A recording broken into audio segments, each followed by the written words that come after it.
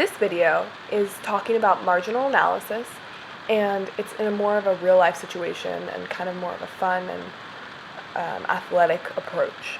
So the goal of these first 4 sections is to determine what percentage I'm averaging at each spot.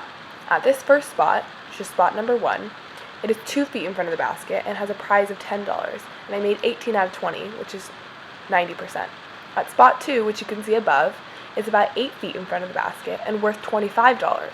And at this spot, I made 19 out of 20, which is 95%. At spot 3, which is 16 feet in front of the basket and worth $50, I made 18 out of 20, which is 90%. As you can see, these are very high scores, although they are getting gradually further away from the basket.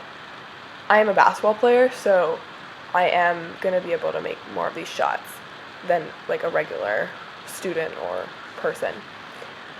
At the next spot, which is spot 4, which is behind the 3-point line, I made 14 out of 20, which is obviously lower than the other percentages, and it's 70%. But it is worth $60, so it's a much higher prize than the rest. The game I'm playing is intended to depict marginal analysis, and it is a playful and interactive way. The rules are: 1. You have to begin on a made basket. 2. Each spot will give you more money, only if you make the basket though. 3. If you miss one, you lose all the money that was collected up to that point. It depends on how much faith you have in your shooting ability and how much talent you have.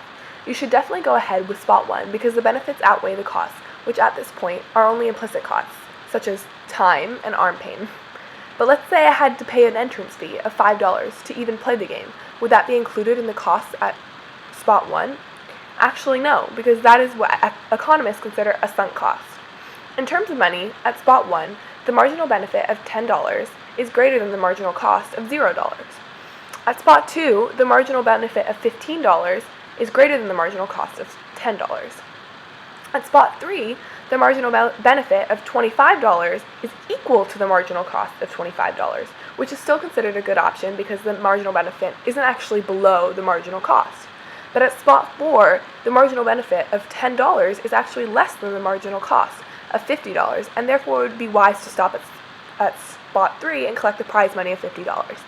But I'm going to go for the 4th spot because I have faith in my abilities. But of course, if you weren't an actual basketball player, you would probably go with spot 3.